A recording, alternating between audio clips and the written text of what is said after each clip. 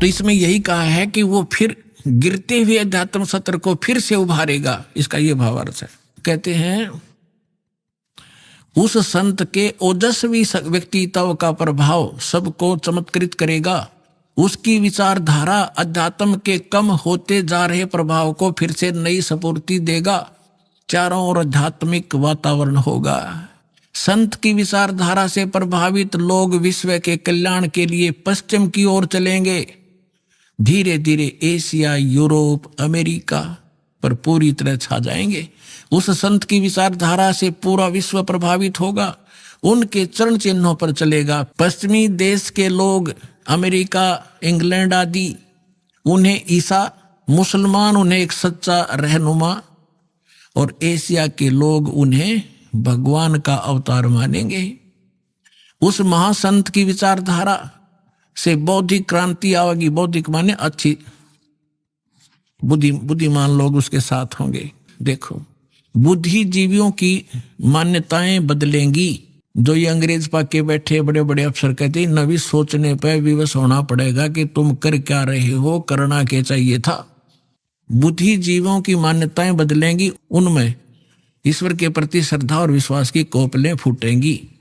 Florence के अनुसार वह संत भारत में जन्म ले चुके हैं। वह इस संत से काफी प्रभावित थी। अपनी एक दूसरी पुस्तक golden light of new era में भी उन्होंने लिखा है कि जब मैं ध्यान लगाती हूं तो अक्सर एक संत को देखती हूं, गौर वर्ण के यानी गोरे वर्ण के। उस संत के ललाट पर गजब के तेज होता है। उनके ललाट पर आकाश से एक नक्षत्र के प्रकाश की किरणें निरंतर बरसती रहती है। अपने आत्माओं, आप देखिएगा, ये इस तरह आती है ये जैसे परमात्मा बैठे हैं सतलोक में, वहां से इस दास के ऊपर ये ऐसी अपनी किरण बरसा रहे हैं। यहां से आकाश से आ रही है और दास के ऊपर परमात्मा की शक्ति निरंतर चल रही है। उसी से आगे आपको कनेक्शन दिया जा रहा है। अब उसी को ये बहन बता रही है फ्लोरेंस, अपनी दिव्य दृष्टि से देख करके उसके ऊपर माथे पर यानी उसके सिर के ऊपर, उस पर ऊपर से आकाश से नक्षत्रों से एक लाइट निरंतर आ रही है जो उसके माथे पर बरस रही है, और वही शक्ति आगे आप में जा रही है।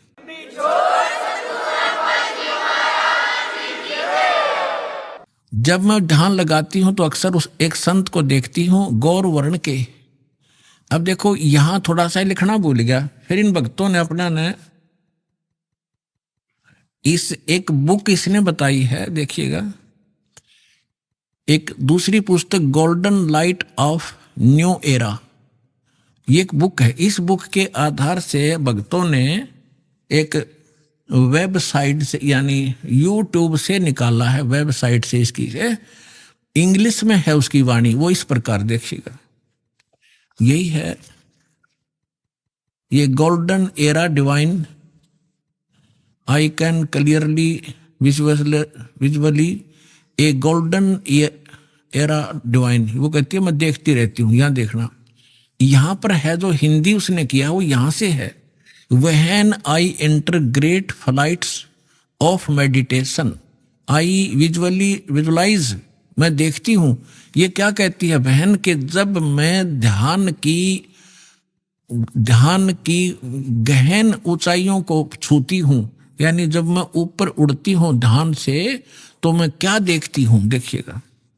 When I enter great flights of meditation I visualise such a great sant who is fair skinned, यानी फेयर स्किन्ड माने साफ वर्ण का, गौर वर्ण का, विद वाइट हेयर, उसके बाल सफेद हैं, white hair, and without a beard and moustaches, वो बिना दाढ़ी मूछ का है।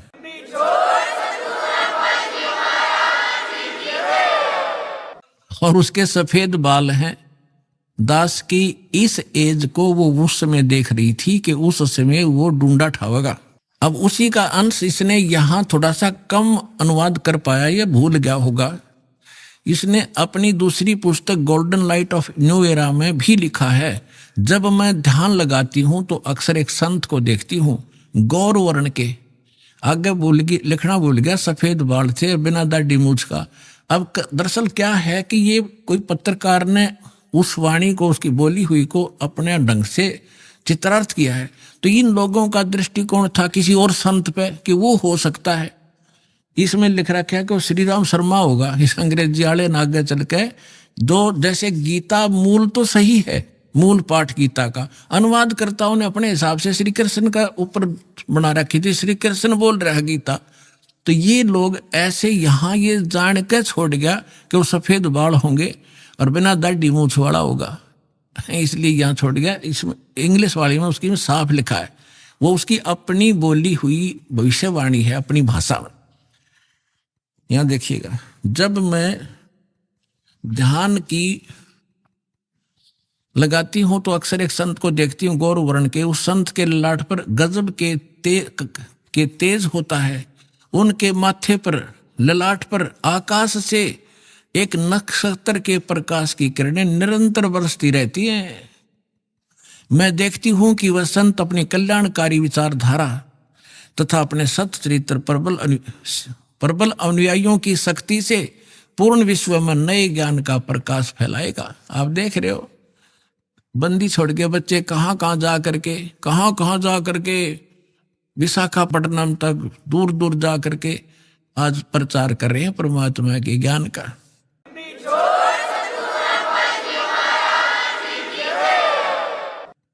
देखियो, तो वह संत अपनी कल्याणकारी विचारधारा तथा अपने सच्चरित्र प्रबल अनुयायियों की शक्ति से संपूर्ण विश्व में नए ज्ञान का प्रकाश फैला रहे हैं। वह संत अपनी शक्ति निरंतर बढ़ा रहे हैं। उनमें इतनी शक्ति है कि वह प्राकृतिक परिवर्तन भी कर सकते हैं।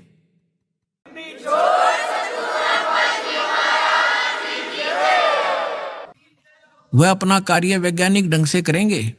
उनकी कृपा और प्रयत्न से मानवीय सभ्यता में नई जागृति आएगी। विश्व के समस्त जनसमूह में नई चेतना का संचार होगा। लोक शक्ति का एक नया रूप उभर कर सामने आएगा, जो सत्ताधारियों की मनमानियों पर अंकुश लगा देगा।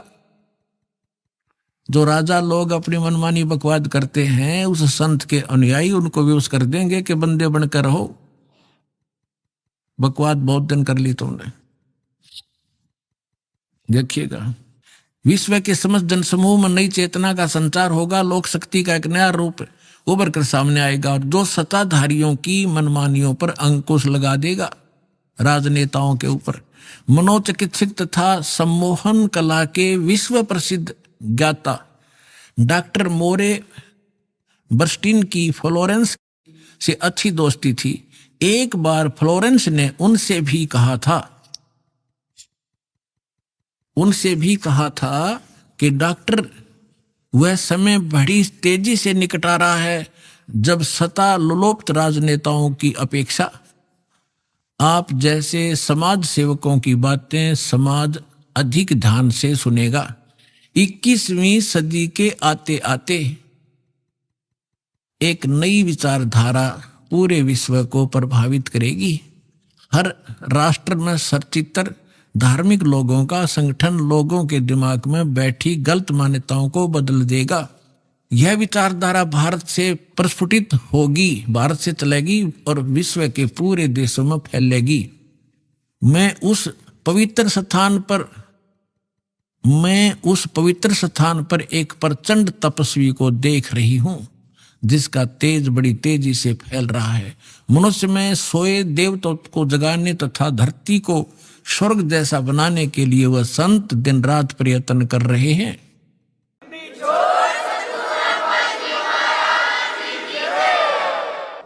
एक पत्रकार ने 1964 में फ्लोरेंस से पूछा था कि क्या वह दुनिया का भविष्य बता सकती है। फ्लोरेंस ने इसके बाद जवाब में कहा था 1980 में ये होगा, 1990 में ये होगा, सारा कुछ बताया था। ठीक, आगे क्या बताया है कि तीसरा विश्व युद्ध के शुरू होने तक भारत के शासन की बागडोर, ये कहते हैं कि विश्व युद्ध का आतंक सबके दिमाग में बैठ जाएगा और भारतीय राजनेता अपने प्रभाव और बुद्धि से तीसरे विश्व युद्ध को टालने में सफल हो जाएंगे। तीसरे विश्व युद्ध के शुरू होने तक भारत के शासन की बागडोर आध्यात्मिक वृत्ति के लोगों के हाथ में होगी, इसलिए उनके प्रभाव से विश्व युद्ध टलेगा। वे शासक एक महान संत के ओजस्वी तथा क्रांतिकारी विचारधारा से प्रभावित होंगे। वे उस संत के प्रति उसी तरह समर्पित होंगे जैसे वाशिंगटन स्वतंत्रता एवं मानवता के प्रति समर्पित थे। न्यू जर्सी की रहने वाली, न्यू जर्सी कोई शहर है अमेरिका में, न्यू जर्सी की रहने वाली फ्लोरेंस सचमुच एक विलक्षण महिला थी। एक बार नोबेल नामक एक व्यक्ति ने, इसने ये बताना चाहा, पत्रकार ने दिखाना चाहा है कि एक पत्रकार था अमेरिका का और वो इसका इंटरव्यू ले रहा था और वो इंटरव्यू टीवी पर चला रखा था डायरेक्ट लाइव। तो ये पूछ रहा कि आप एक संत के बारे में तो बहुत बता रही हो, लेकिन मेरे बारे में बताओ कुछ। जो प्रकरण इतना ही है इसमें ना पढ़ के मैं वैसे बता दूं, जल्दी निमट जाएगी बात। तो फ्लोरेंस ने कहा कि तेरे विषय बताऊं। उसका दायां हाथ पकड़ा और उसने कहा कि आप जो है किसी दूसरे राज्य में भी प्रचार प्रसार करेगा।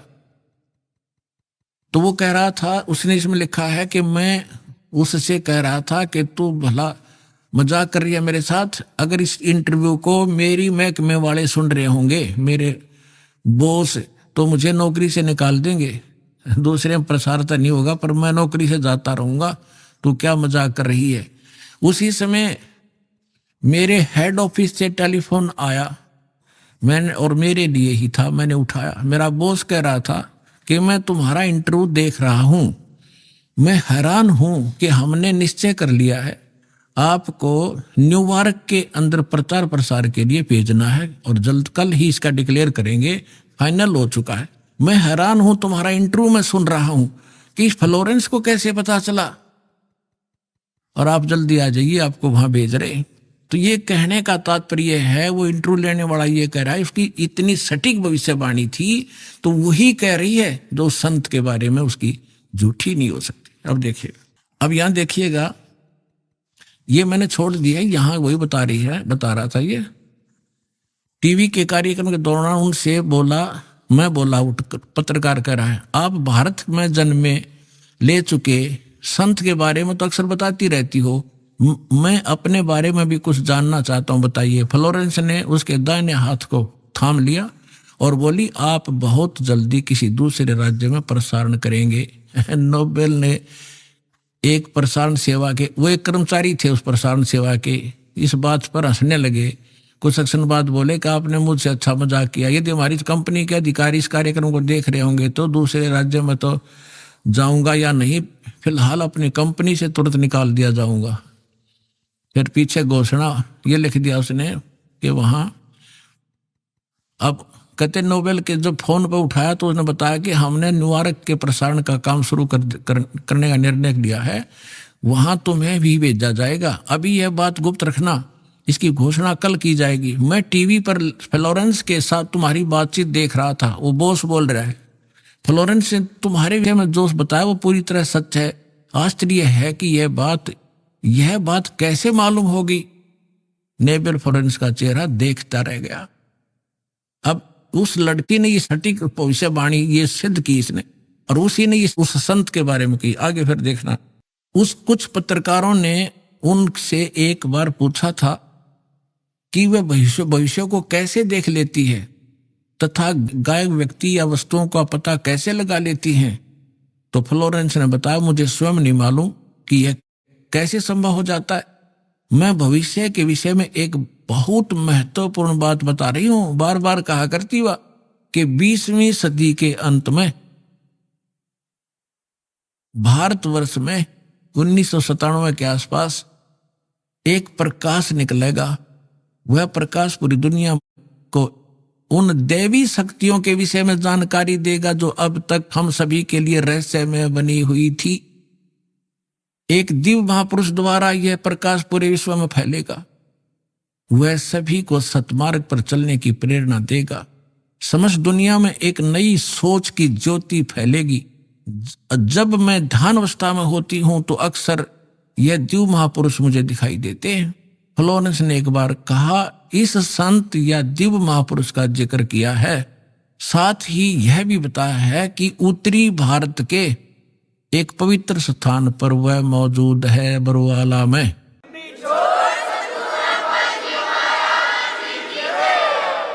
सत साहेब, अब आप हिसाब लगा लियो पुण्यात्माओं, कौन है वो दास।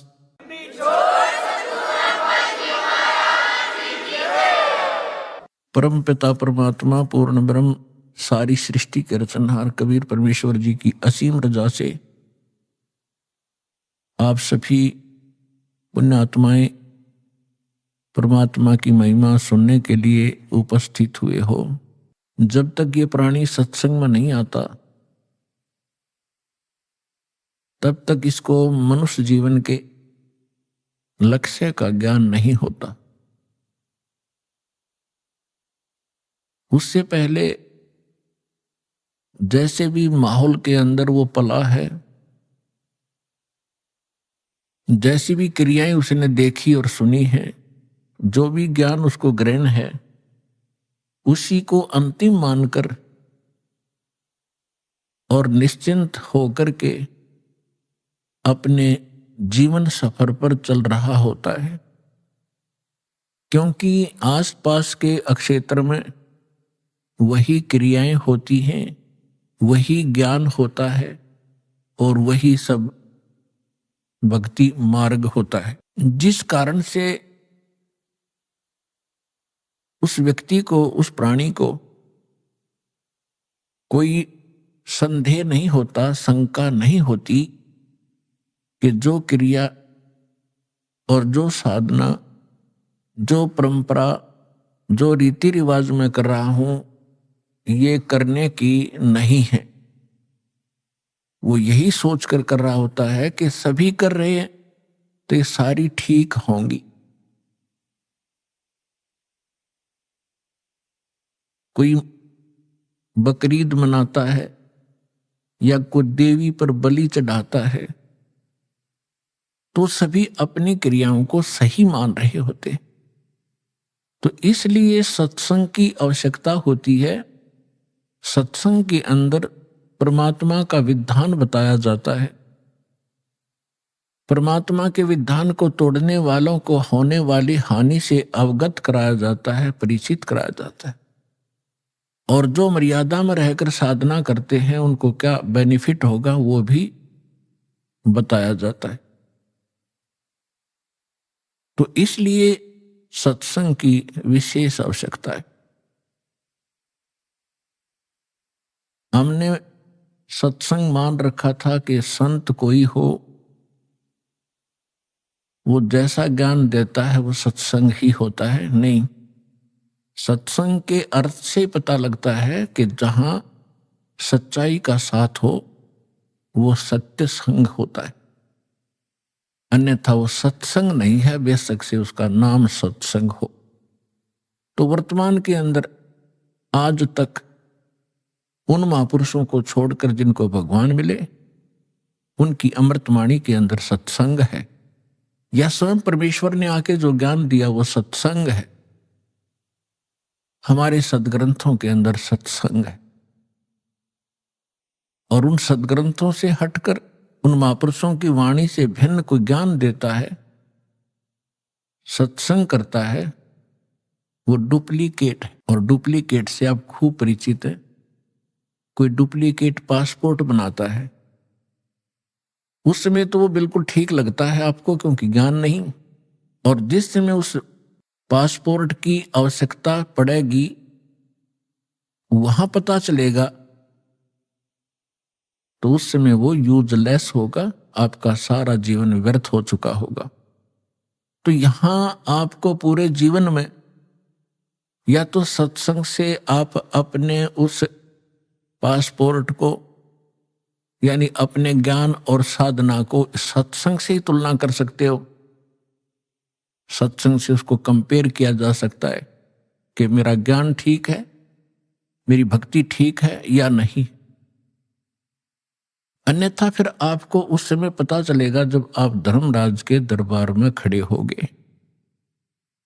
उस समय आपका वो डुप्लीकेट नाम, डुप्लीकेट ज्ञान और वो डुप्लीकेट गुरु कुछ काम नहीं आवेगा। उस समय बहुत देर हो चुकी होगी। तो इसलिए पुण्यात्माओं, सतर्क हो। बहुत जन्म खो दिए आपने इस भांग के बाड़े, नकली संतों के पास। आज दया बख्शी है परमात्मा ने आप अपने बच्चों पर, आपको शिक्षित किया है और परमात्मा ने इस दास को यहाँ आपके लिए भेजा है, तत्व ज्ञान युक्त किया है।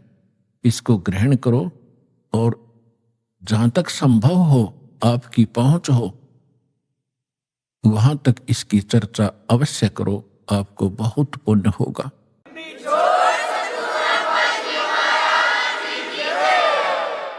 जिस प्रकार जंगल में भटके हुए व्यक्ति को और कोई हाथ पकड़कर सही मार्ग पर लाकर खड़ा कर दे, कितना बड़ा उपकार होता है। इतना ही उपकार आपको होगा उन भटके हुए प्राणियों को जो काल के दूतों में फंसकर अपना जीवन नाश कर रहे हैं। उनको लाकर के बरवाला में दीक्षा दिला देने से आपको बहुत पुण्य होगा। जैसे परमात्मा ने यहां तक कहा है कि 1000 गऊ हत्ते में कोई काट रहा हो कसाई, और उनसे छुटवा कर उनको बाहर अच्छे चरागाह में छोड़ दिया जाए, तो इतना पुण्य उस प्राणी को होगा जो एक जीव को काल के खेमे से निकाल के और सतलोक आश्रम में जोड़ देगा। ये सत्कर मान लेना।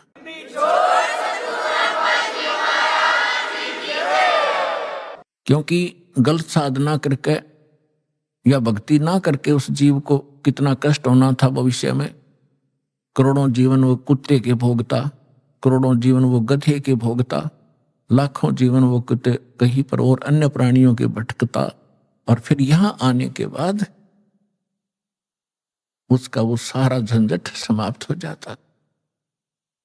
क्योंकि सतलोक आश्रम में सत्संग है और सतगुरु है।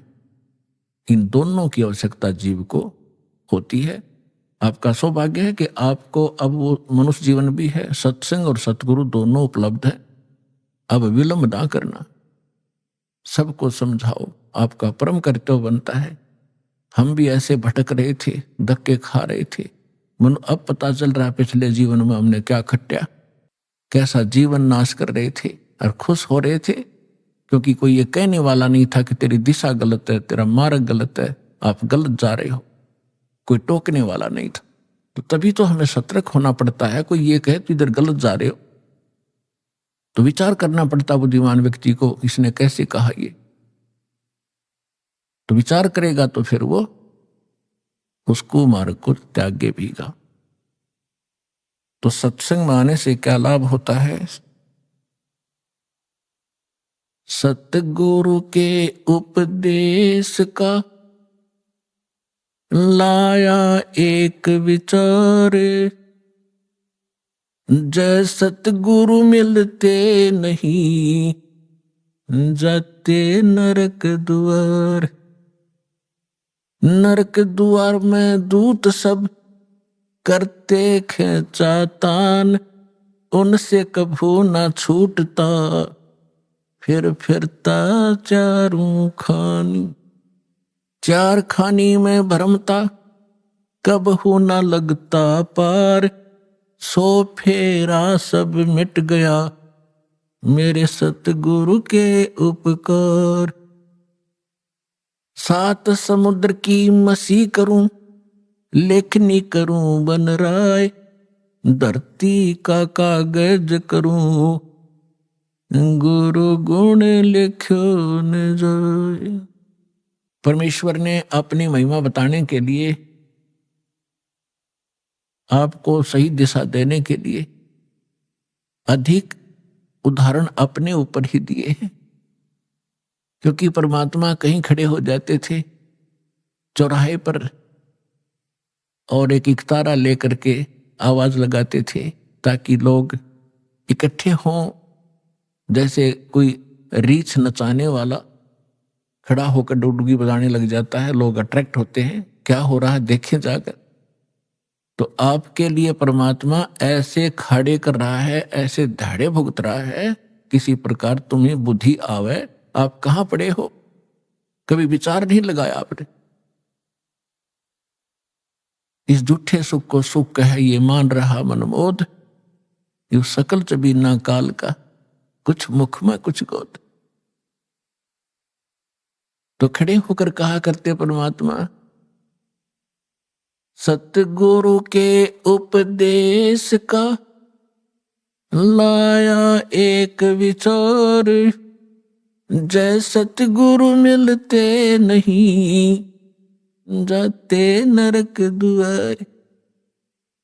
तो परमात्मा ने पद भाग का सहारा इसलिए लिया क्योंकि हमारे अंदर एक विकार है, कान का शब्द विषय है हमारे अंदर। तो उस विकार के कारण परमात्मा अट्रैक्ट करते थे। सुरीली आवाज थी दाता की, वाणी में इतना अट्रैक्शन आत्मा को पकड़ के खींच लेता, क्योंकि परमात्मा की वाणी आत्मा के लिए ही होती है। तो वहां समझाया करते थे, अपने अपने आप ही बताते थे। जब वो बार बार न्यू कहा मैं भगवान होता, लोग डले मारने लग जाए थोड़े दिन में, हमारी आदत खराब हो चुकी है। तो उन्होंने कहा कि भाई सतगुरु से उपदेश लेने के बाद अब हिसाब लगाया, उसका विचार किया कि सतगुरु के उपदेश का लाया एक विचार, जय सतगुरु मिलते नहीं। ये नकली गुरु भी हो और साधना भी गलत कर रहे हो, शास्त्र भी गीता का मनमाना आचरण कर रहे हो, उनका भी कोई लाभ नहीं। सतगुरु के उपदेश का लाया एक विचार, और जय सतगुरु मिलते नहीं, जाते नरक द्वार। नरक द्वार में दूत सब करते खेचा तान, उनसे कभू ना छूटते, फिर फिरते चारों खा। जैसे ग्रुप के ग्रुप करोड़ों की संख्या में नकली संतों के पास हैं, ये सारे के सारे मृत्यु के उपरांत नरक में ठोके जाएंगे। और जब नरक में डाले जाते हैं, यम के दूत बहुत संख्या के अंदर हैं, 12 करोड़ की संख्या है उन यम के दूतों की। तो इनको जब आदेश हो जाता है धर्मराज का कि इतने इतने इतने इनको नरक डालो, जिनका अच्छे संस्कार उनको स्वर्ग भेज दिया। यहां तो इतना ही स्वर्ग या नरक 2 स्थान है, और तीसरा फिर 84 लाख योनियों में पुनः पटक दे। तो उनको आदेश दे दिया जाता है कि इन सबको नरक भेज दो। अब पूरे उस ग्रुप के ग्रुप को 1 लाख डेली यहां से जाते हैं, उनमें से कुछ स्वर्ग, कुछ 84 लाख योनियों में, और बाकी नरक में। तो भाले लेकर के, लठ ले लेकर, एक सूक्ष्म शरीर है इसके अंदर, उस सूक्ष्म शरीर के अंदर प्राणी जब तक नेक्स्ट योनि प्राप्त नहीं करता, नेक्स्ट शरीर नहीं प्राप्त करता, तब तक उसका फेस, उसका आकार जो का त्यों रहेगा, एज इट इज, जैसा इस शरीर में। यह शरीर तो ऐसा समझो जैसे सर्प वह कैंचुली छोड़ देता है। सर्प ने कैंचुली छोड़ दी तो वह सर्प जैसी दिखा करे, लेकिन ओरिजिनल सर्प अन्य है।